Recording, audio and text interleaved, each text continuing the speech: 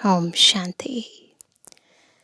विचित्र बाबा हम आत्माओं को भी इस देह रूपी चित्र से और इस चित्रों की दुनिया से पार विचित्र बना देना चाहते हैं। और इसीलिए बाबा ज्ञान तो पहले चित्रों द्वारा समझाते हैं, परंतु फिर इन चित्रों से भी पार हमारे मूल स्वरूप में स्थित होने का और उस विचित्र यानी खुद को याद करने का सहज मार्ग बताते हैं। और यही कहते हैं कि मुझे याद करो और अपने को आत्मा समझो।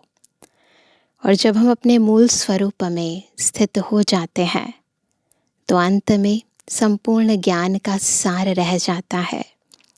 अंतरात्मा अपने निज स्वरूप में स्थित होकर निज गुणों सहित, निज शक्तियों सहित जब कर्मेंद्रियों से कर्म कराती है तो उसकी दृष्टि रूहानी बन जाती है। उसकी वृत्ति भी आत्माओं के प्रति शुभ भावना और शुभकामना से संपन्न बन जाती है। और उसकी वाणी में भी दिव्यता, रूहानियत भर जाती है, वरदानी बन जाती है। कर्मों में भी ईश्वरीय गुणों की खुशबू बिखर जाती है। तो आज की मुरली भी हमें चित्रों से पार ले जा रही है, हमारे सत्य स्वरूप, ज्ञान स्वरूप में टिका रही है। ध्यान से सुनेंगे, आत्मिक स्थिति में स्थित होकर प्यारे बाबा के मधुर महावाक्य। आज है 1 तारीख 1 जुलाई 2025। बाबा के मधुर महावाक्य हैं, मीठे बच्चे तुम्हारी बुद्धि में अभी सारे ज्ञान का सार है, इसलिए तुम्हें चित्रों की भी दरकार नहीं। तुम बाप को याद करो और दूसरों को कराओ। प्रश्न है, पिछाड़ी के समय तुम बच्चों की बुद्धि में कौन सा ज्ञान रहेगा? एंड में कौन सा ज्ञान रहेगा? उत्तर है, उस समय बुद्धि में यही रहेगा कि अभी हम जाते हैं वापस घर, फिर वहाँ से चक्र में आएंगे। तो सुनते सुनते बुद्धि भी ऊपर जाए फिर नीचे आए, धीरे धीरे सीढ़ी उतरेंगे, फिर बाप आएंगे चढ़ती कला में ले जाने। तो बुद्धि में सारा चक्र घूम गया ना। अभी तुम जानते हो, पहले हम सूर्यवंशी थे, फिर चंद्रवंशी बने, फिर वैश्य, शूद्र, ब्राह्मण।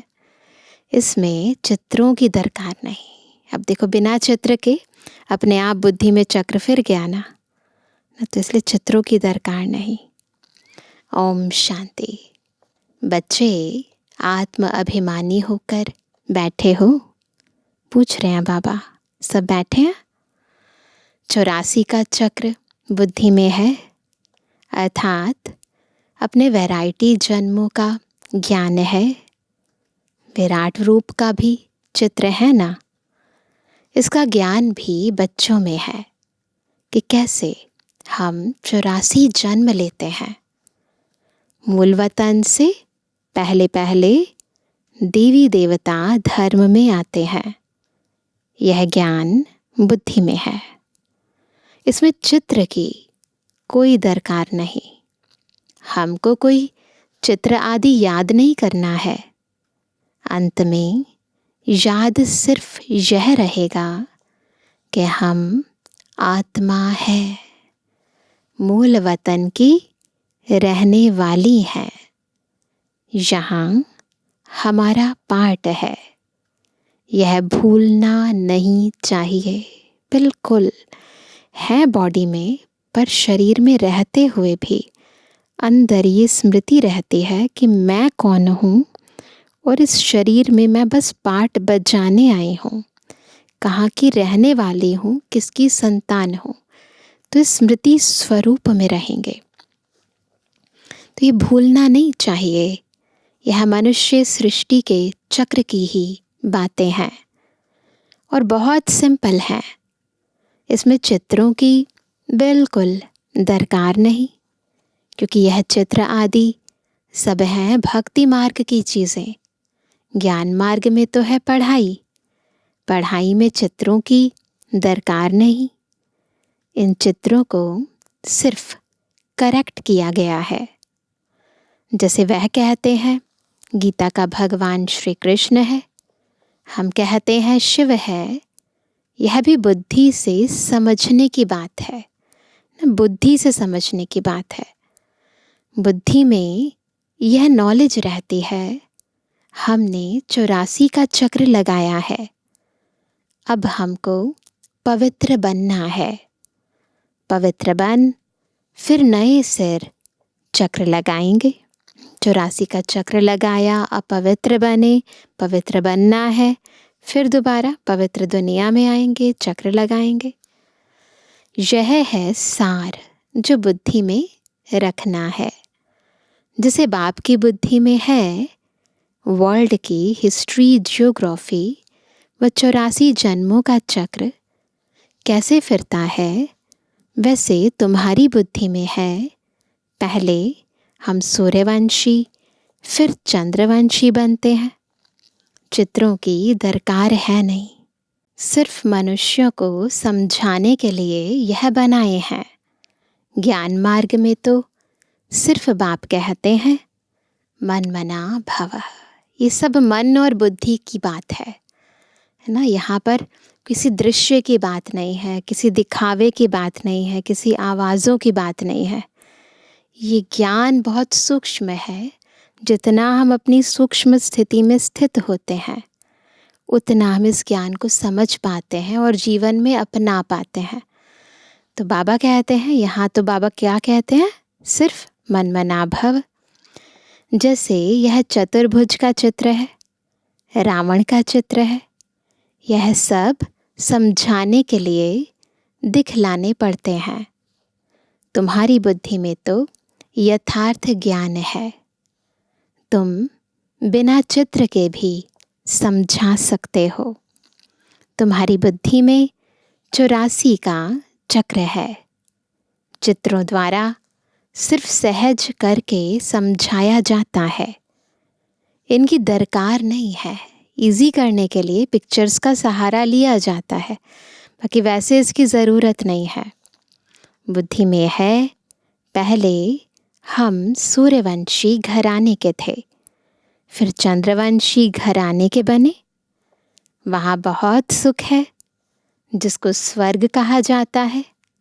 यह चित्रों पर समझाते हैं। पिछाड़ी में तो बुद्धि में यह ज्ञान रहेगा। अभी हम जाते हैं, वापस चक्र लगाएंगे। सीढ़ी पर समझाया जाता है तो मनुष्यों को सहज हो जाए, है ना। पिक्चर्स का सहारा इजी करने के लिए लिया जाता है। जैसे छोटे थे तो ए फॉर एप्पल पढ़ते थे, तो बेसिकली तो ए ही पढ़ाना था ना। तो बिल्कुल वैसे ही विस्तार में भी ले जाया जाता है, पिक्चर्स दिखाई जाती हैं, स्लाइड्स दिखाए जाते हैं, लेकिन एंड में तो एक ही बात पक्की करनी है कि मैं आत्मा हूँ। और ये समझने की बात है, ये अनुभव की बात है, दिखाने की बात नहीं है। तो बाबा कहते हैं तुम्हारी बुद्धि में यह भी सारा ज्ञान है कि कैसे हम सीढ़ी उतरते हैं, फिर बाप चढ़ती कला में ले जाते हैं। बाप कहते हैं मैं तुमको इन चित्रों का सार समझाता हूँ। जैसे गोला है तो उस पर समझा सकते हैं यह 5000 वर्ष का चक्र है। अगर लाखों वर्ष होते तो संख्या कितनी बढ़ जाती। क्रिश्चियन का दिखाते हैं 2000 वर्ष, इसमें कितने मनुष्य होते हैं। 5000 वर्ष में कितने मनुष्य होते हैं। यह सारा हिसाब तुम बतलाते हो। सतयुग में पवित्र होने कारण थोड़े मनुष्य होते हैं, अभी तो कितने ढेर हैं। लाखों वर्ष की आयु होती तो संख्या भी अनगिनत हो जाए। क्रिश्चियन की भेंट में आदमशुमारी का हिसाब तो निकालते हैं ना, है ना। जब जनगणना की जाती है तो पता चलता है ना कौन से धर्म के कितने लोग हैं। हिंदुओं की आदमशुमारी कम दिखाते हैं, कृष्ण बहुत बन गए हैं।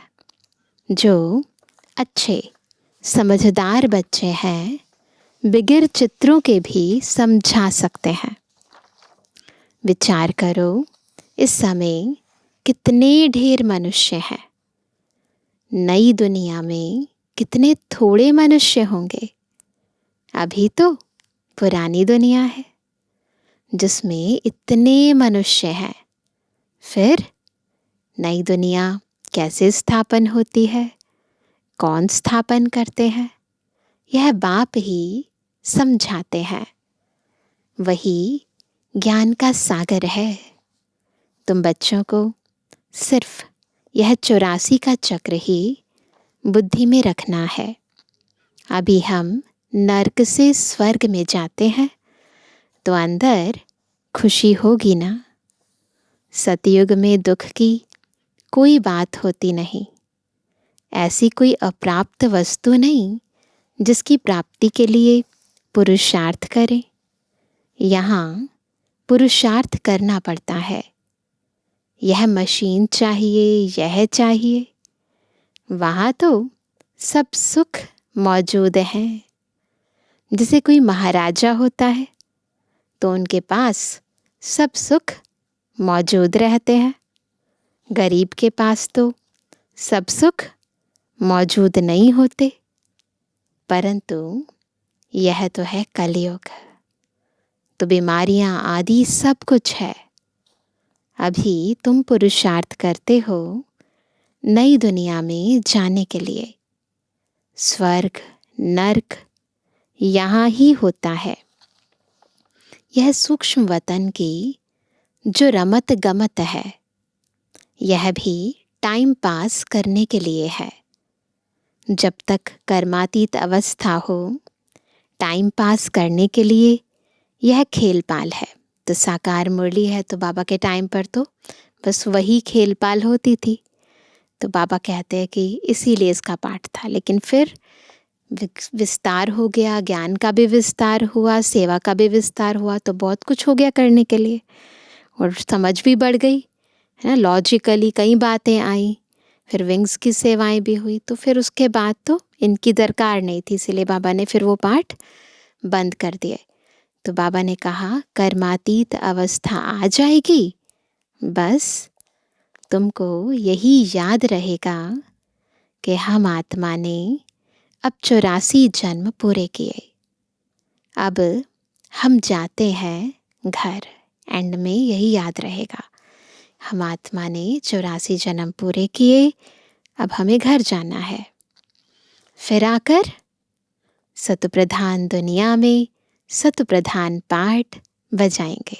बिल्कुल जैसे जैसे बोलते जाएं वैसे वैसे बार बार चक्र फिरता जाए, आत्मा उस स्थिति को अनुभव में लाती रहे। यह ज्ञान बुद्धि में लिया हुआ है। इसमें चित्रों आदि की दरकार नहीं। जैसे बैरिस्टर कितना पढ़ते हैं, बैरिस्टर बन गए, बस जो पाठ पढ़े वह खलास, रिजल्ट निकली प्रारब्ध की। तुम भी पढ़कर फिर जाए राजाई करेंगे, है ना। फिर थोड़ी ना पढ़ेंगे तो राजाई करेंगे। वहाँ नॉलेज की दरकार नहीं। सतयुग में पहुँच गए, राजाई मिल गई, फिर नॉलेज की ज़रूरत नहीं है। इन चित्रों में भी रॉन्ग राइट क्या है, यह अभी तुम्हारी बुद्धि में है। बाप बैठ समझाते हैं लक्ष्मी नारायण कौन है, यह विष्णु क्या है। विष्णु के चित्र में मनुष्य मूंझ जाते हैं। बगैर समझ के पूजा भी जैसे फालतू हो जाती है, समझते कुछ भी नहीं। जैसे विष्णु को नहीं समझते हैं, लक्ष्मी नारायण को भी नहीं समझते, ब्रह्मा विष्णु शंकर को भी नहीं समझते। ब्रह्मा तो यहाँ है, यह पवित्र वन। कौन उस समय साकार मुरली ना, तो बाबा कह रहे हैं कि यह ब्रह्मा पवित्र बन शरीर छोड़ चले जाएंगे। इस पुरानी दुनिया से वैराग्य है ना। पहले मन बुद्धि से दुनिया को छोड़ेंगे और फिर प्रैक्टिकली देह और दुनिया दोनों को छोड़ेंगे। तो पहले है बुद्धि का वैराग्य। यहाँ का कर्म बंधन दुख देने वाला है। अब बाप कहते हैं अपने घर चलो, वहाँ दुख का नाम निशान नहीं होगा। पहले तुम अपने घर में थे, फिर राजधानी में आए, अब बाप फिर आए हैं पावन बनाने। इस समय मनुष्यों का खान पान आदि कितना गंदा है। क्या क्या चीज़ें खाते रहते हैं। वहाँ देवताएं ऐसी गंदी चीज़ें थोड़ी खाते हैं ना। आजकल क्या क्या खाते रहते हैं ना। भक्ति मार्ग देखो कैसा है, मनुष्य की भी बलि चढ़ती है। बाप कहते हैं यह भी ड्रामा बना हुआ है। पुरानी दुनिया से फिर नई जरूर बननी है। अभी तुम जानते हो हम सतु प्रधान बन रहे हैं। यह तो बुद्धि समझती है ना। इसमें तो चित्र ना हो तो और ही अच्छा। बुद्धि की बात है ना सारी।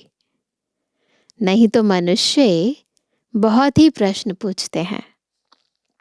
बाप ने 84 जन्मों का चक्र समझाया है। हम ऐसे सूर्यवंशी, चंद्रवंशी, वैश्यवंशी बनते हैं, इतने जन्म लेते हैं। यह बुद्धि में रखना होता है। तुम बच्चे सूक्ष्म वतन का राज भी समझते हो। ध्यान में सूक्ष्म वतन में जाते हो, परंतु इसमें न योग है न ज्ञान है। यह सिर्फ एक रस्म है। समझाया जाता है कैसे आत्मा को बुलाया जाता है। फिर जब आती है तो रोते हैं, पश्चाताप होता है। हमने बाबा का कहना नहीं माना है ना। पहले तो क्या होता था कि संदेशी के तन के अंदर फिर वो आत्मा आती थी, फिर अपनी बात कहती थी कि बाबा ने इतना सब कुछ समझाया, फिर भी मैंने कहना नहीं माना, है ना।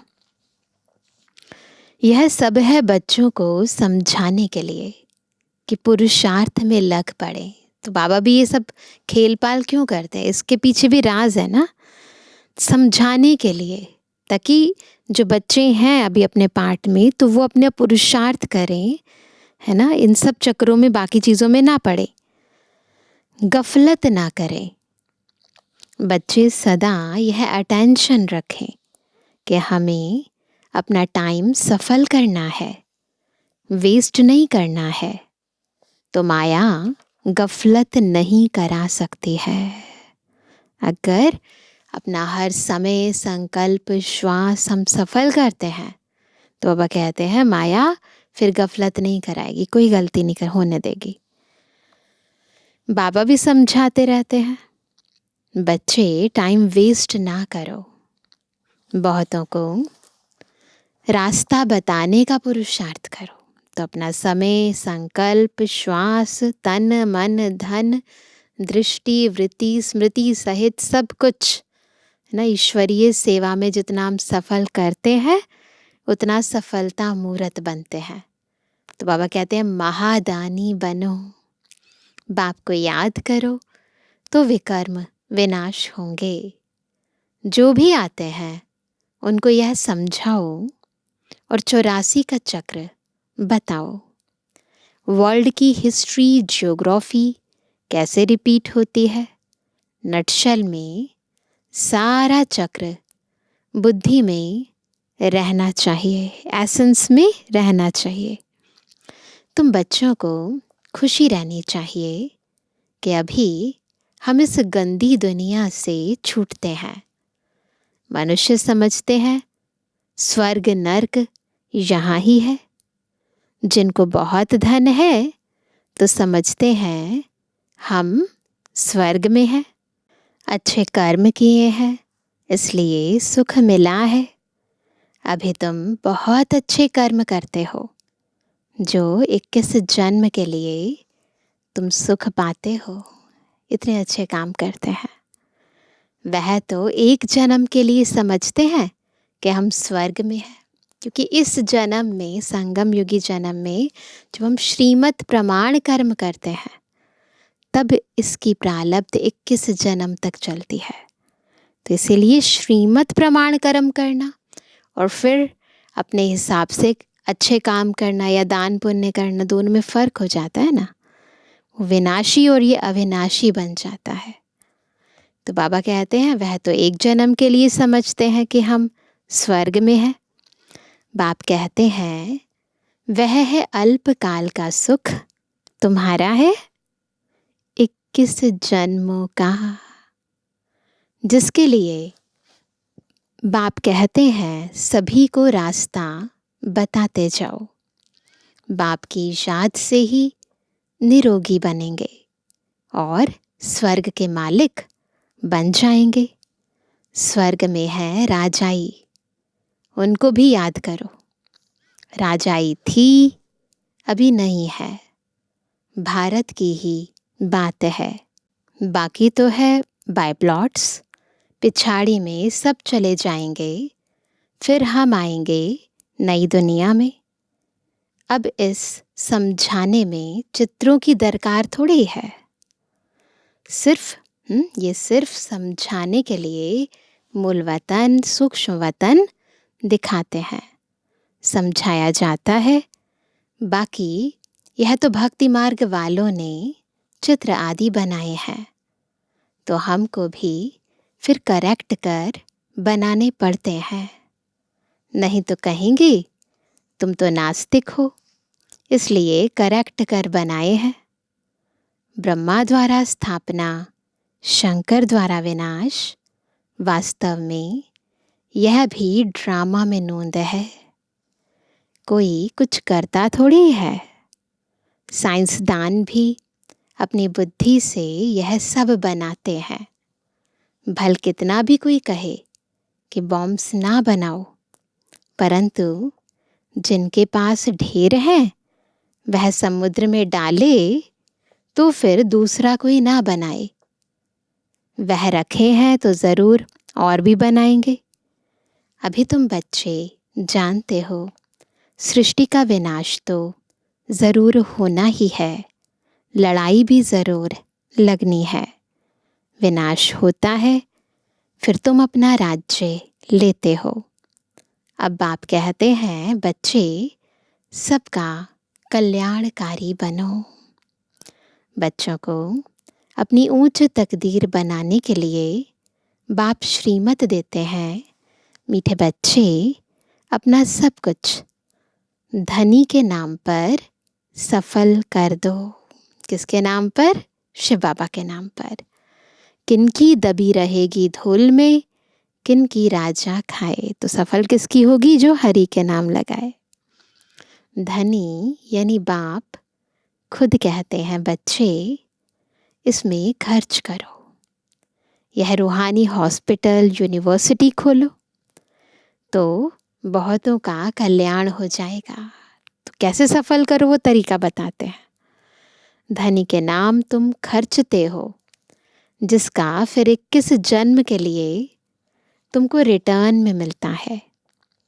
यह दुनिया ही खत्म होनी है, इसलिए धनी के नाम जितना हो सके सफल करो। धनी शिव बाबा है ना।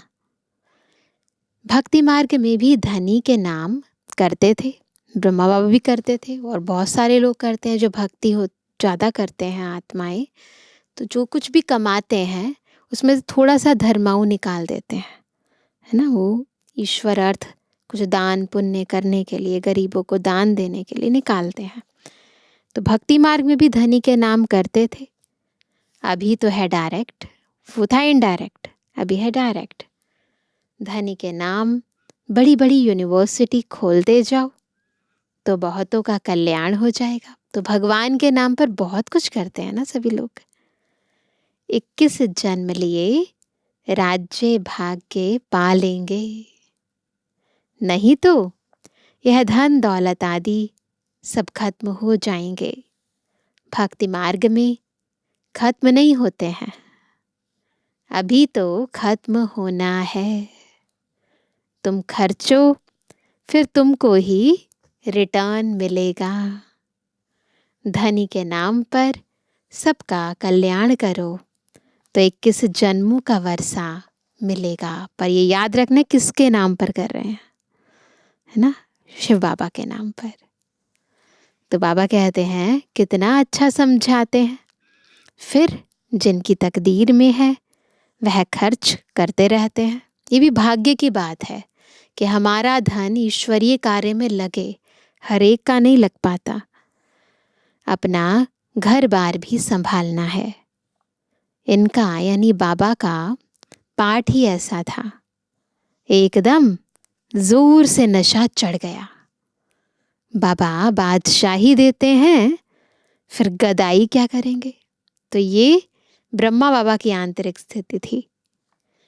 तुम सब बादशाही लेने लिए बैठे हो तो फॉलो करो ना, है ना। अगर ऊंचा पद लेना है, ब्रह्मा बाप समान पद लेना है, तो वैसा पुरुषार्थ भी तो करना पड़ेगा, फॉलो करना पड़ेगा।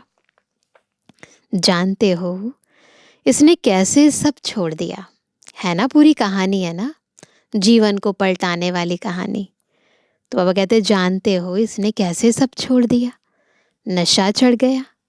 ओहो, राजाई मिलती है, अल्फ को अल्लाह मिला, बे यानी भागीदार को भी राजाई दे दी, है ना। तो फिर ये नहीं देखा नफा किसमें है नुकसान किसमें है। यहाँ क्या मिल गया, खुद भगवान मिल गया, उसके आगे कुछ है। राजाई थी, कम नहीं था, ब्रह्मा बाबा भी कम नहीं था। अच्छा, बाबा कहते हैं अच्छा फर्टाइल धंधा था। अब तुमको यह राजाई मिल रही है तो बहुतों का कल्याण करो। पहले भट्ठी बनी, फिर कोई पक कर तैयार हुए, कोई कच्चे रह गए। 14 वर्ष की भट्ठी में कोई तो पक गए, कोई कच्चे भी रह गए। गवर्नमेंट नोट बनाती है, फिर ठीक नहीं बनते हैं तो गवर्नमेंट को जला देने पड़ते हैं। आगे तो चांदी के रुपए चलते थे, सोना और चांदी बहुत था। अभी तो क्या हो रहा है, कोई की राजा खा जाते, कोई की डाकू खा जाते। डाके भी देखो कितने लगते हैं, फैमिन भी होगा। यह है ही रावण राज्य। राम राज्य सतयुग को कहा जाता है। बाप कहते हैं तुमको इतना ऊंच बनाया, फिर कंगाल कैसे बने। अब तुम बच्चों को इतनी नॉलेज मिली है तो खुशी होनी चाहिए। दिन प्रतिदिन खुशी बढ़ती जाएगी। जितना यात्रा पर नज़दीक होंगे उतनी खुशी होगी, है ना। जितना जितना हम अपनी यात्रा में मंजिल के समीप आते जाएंगे खुशी बढ़ती जाएगी। तुम जानते हो शांति धाम सुख धाम सामने खड़ा है, वैकुंठ के झाड़ दिखाई पड़ रहे हैं। बस अब पहुँचे कि पहुँचे, है ऐसी स्थिति सभी की। अच्छा मीठे किसी के लिए जवानी बच्चों पे जुबानी बाप दादा का दिल जान सको प्रेम से नंबरवार प्रसाद अनुसार यादगार और रूहानी बच्चों की रूहानी बाप दादा को गुड मॉर्निंग, नमस्ते नमस्ते नमस्ते। धारणा के लिए मुख्य सार। पहला, अपना टाइम सफल करने का अटेंशन रखना है, माया गफलत न करा दे, इसके लिए महादानी बन बहुतों को रास्ता बताने में बिजी रहना है। दूसरा, अपनी ऊंची तकदीर बनाने के लिए। ऊंची तकदीर। धनी के नाम पर सब कुछ सफल करना है, सब कुछ धनी के नाम पर सफल करना है। रूहानी यूनिवर्सिटी खोलनी है। वरदान है, ऊंचे ते ऊंचे बाप को प्रत्यक्ष करने वाले शुभ और श्रेष्ठ कर्मधारी भव। कौन है शुभ और श्रेष्ठ कर्मधारी? जो ऊंचे ते ऊंचे बाबा को प्रत्यक्ष करते हैं अपने कर्म से, जिसे राइट हैंड से सदा शुभ और श्रेष्ठ कर्म करते हैं। ऐसे आप राइट हैंड बच्चे सदा शुभ व श्रेष्ठ कर्मधारी बनो। कैसे कर्म करने? शुभ व श्रेष्ठ। आपका हर कर्म ऊंचे ते ऊंचे बाप को प्रत्यक्ष करने वाला हो, क्योंकि कर्म ही संकल्प व बोल को प्रत्यक्ष प्रमाण के रूप में स्पष्ट करने वाला होता है। कर्म को सभी देख सकते हैं, कर्म द्वारा अनुभव कर सकते हैं। इसलिए चाहे रूहानी दृष्टि द्वारा, चाहे अपने खुशी के रूहानियत के चेहरे द्वारा बाप को प्रत्यक्ष करो। यह भी कर्म ही है ना, ये ध्यान रखना है। स्लोगन है, रूहानियत का अर्थ है नैनों में पवित्रता की झलक और मुख पर पवित्रता की मुस्कुराहट हो। तो देखो अपने चित्र को, ऐसा है।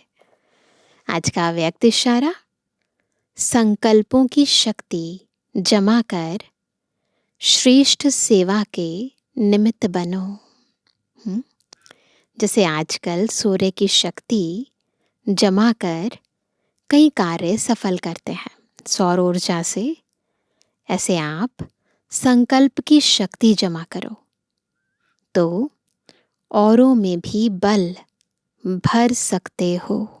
कब? जब संकल्प की शक्ति जमा करो, अनेक कार्य सफल कर सकते हो।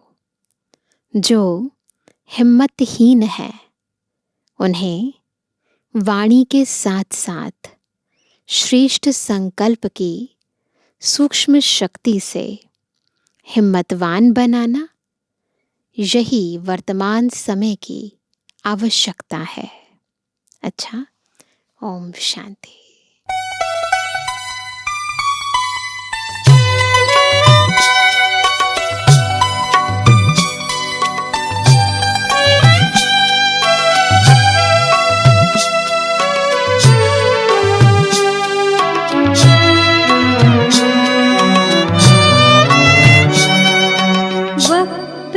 कम लंबी मंजिल, तुम्हें तेज कदम चलना होगा।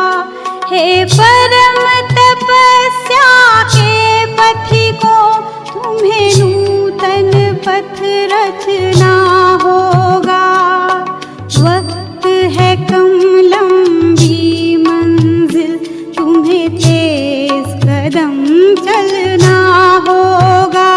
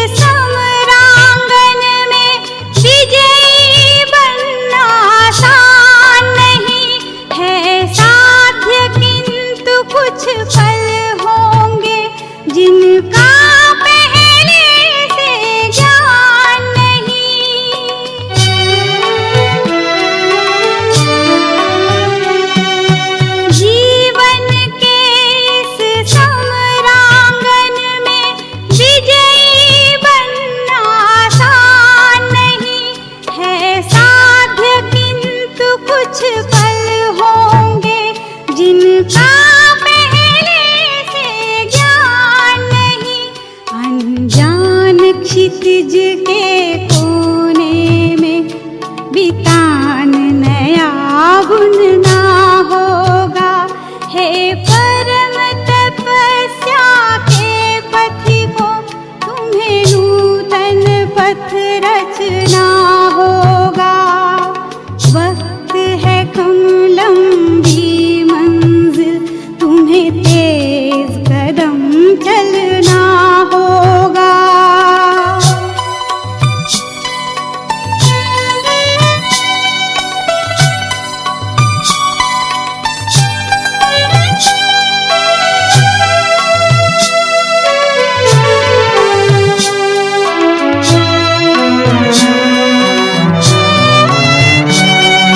साधन के और सुविधाओं की शैया में ना सो जाना। माया के प्रलोभन प्यारे हैं, इनके वश में ना हो जाना।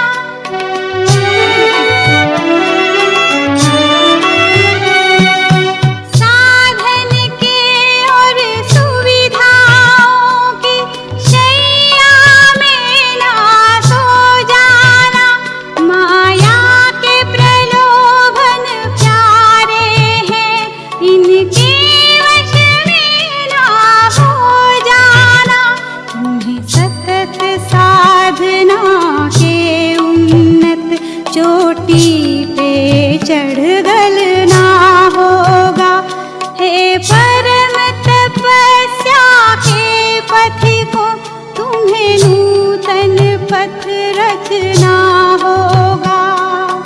वक्त है कम लंबी मंजिल, तुम्हें तेज कदम चलना होगा।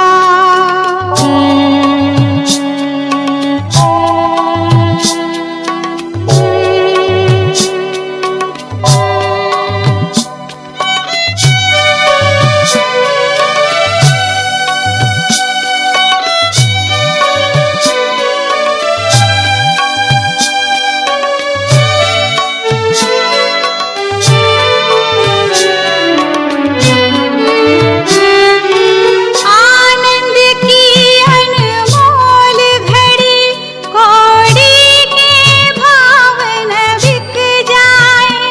चलती सांसें अज्ञात मोड़ पर आकर के ना रुक जाए।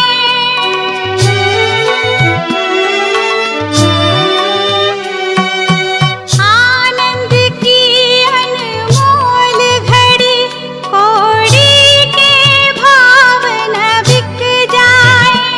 चलती सांसें अज्ञात मोड़ पर आकर के ना रुक जाए। हो सफल तपस्या इसके हित, प्रभु पलकों में पलना होगा। हे परम तपस्या के पथिको, तुम्हें नूतन पथ रचना होगा। वक्त है कम लंबी मंजिल, तुम्हें तेज कदम चलना होगा। हे परम तपस्या के पथिको, तुम्हें नूतन पथ रचना होगा।